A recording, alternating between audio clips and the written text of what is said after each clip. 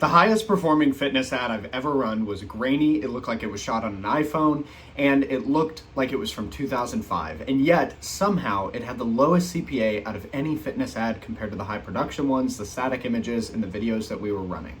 Why? For the record, I couldn't find the original ad, unfortunately, but it looked almost exactly like this, and we ran it on the Facebook ad account back when CPMs were about half of what they are now. I was able to run that ad for about 6 months for one of the first clients that I had worked with at the time, and the results were fantastic. The reason was it was visual. Before and afters, while they are more restricted now on Facebook, are still the highest performing ad creative for most fitness niches. The reason is that 1, it showcases exactly what the person could be getting. 2, it showcases that a person who looks like them can get a result that they want. And 3, it immediately gives the result within 1 second. It's very, very important. If you want high performing ads, you need to convince them to continue to watch the video, image, click the link, whatever, within about 1 to 3 seconds. If you're talking and you're just sitting on the camera, you're making a video like this, it's gonna be hard to convey a lot of value in 3 seconds. In the fitness industry, hooks are a little bit different than any other niche that you could think of. The reason is the hook is a mirror of what the person wants and desires within themselves.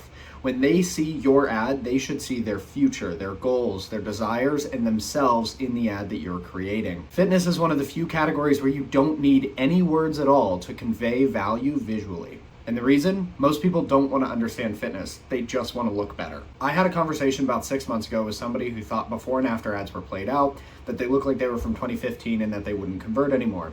And I told him that he should pull up one of his clients, take a before and after, make a video, and the best part is that I would pay for his ads and he only had to refund me if they had the highest performing results compared to any other ad that he was running at the time. And guess what? It was the lowest CPA and had the highest converting ad metrics. So I got my money back, but he was still happy because it was the most profitable ad he had run. This format can collapse the amount of time required from 15 seconds, 30 seconds, 45 seconds to convey value to 1 second. And it's one of the only formats that is able to do that, which is why it's been popular since the back of magazine ads in the 90s. Now, not all before and afters are created equal. You can still screw up a before and after ad, which if you're watching this in the fitness industry, there's a good chance you have run a before and after ad before, and maybe it didn't get the results you want. Here's why. Now, if you have a high production value, generic version where the result is 100 pounds lost in 3 weeks, people are not going to believe that that is real. That's mistake number 1.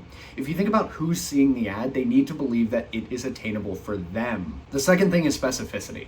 If you have an ad that says she lost 23 pounds, that is specific to anybody who is a woman. So 50% of the world. Versus if you say she lost 23 pounds in 14 weeks without ever going to the gym while working a full-time job and raising her kids, that is going to be a much better ad, and it is more specific to a specific ICP. Somebody who's probably in their mid-30s or 40s, who's working a full-time job and raising kids, but doesn't have time to go to the gym and still wants to lose weight. Boom. Now you have a very specific ICP that's probably only applicable to maybe 5-10% of the population. Now you can make this even better. Take it from tier 1 to tier 2 to tier 3, which is going to be your highest performing ad, by having the person who experienced the transformation talk about how valuable it was for them. Make it personal. Make them talk about their experience. I lost 23 pounds in 14 weeks while I was raising my kids and working a full-time job, and I never had to go into the gym. I appreciate this so much because it made me feel better about myself finally. That is an amazing ad. All you have to do is add a call to action at the end of that and you will get great results. So what do you actually do? Let's put it all together. 1, you want to make it look genuine, feel real, and be attainable for anybody who's watching that ad. 2, you want to have the person who is actually experiencing the benefits and has experienced the emotional weight of the transformation say the script if you can. And 3rd, you don't want to make it overly produced and unattainable looking and highly polished because it makes it feel disingenuous and look like an ad. You just want to have somebody set up a camera and talk about the experience that they had. Using visual hooks in the fitness industry is an elite method that is unchallenged as far as the results that you can drive. And if you want me to create all of these ads for you, then all you have to do is fill out the form that's in the first link in this description, and I will do it for free. And then once you get results, we'll do a performance basis. It's the same deal that I made with my buddy. If you're interested, first link in the description.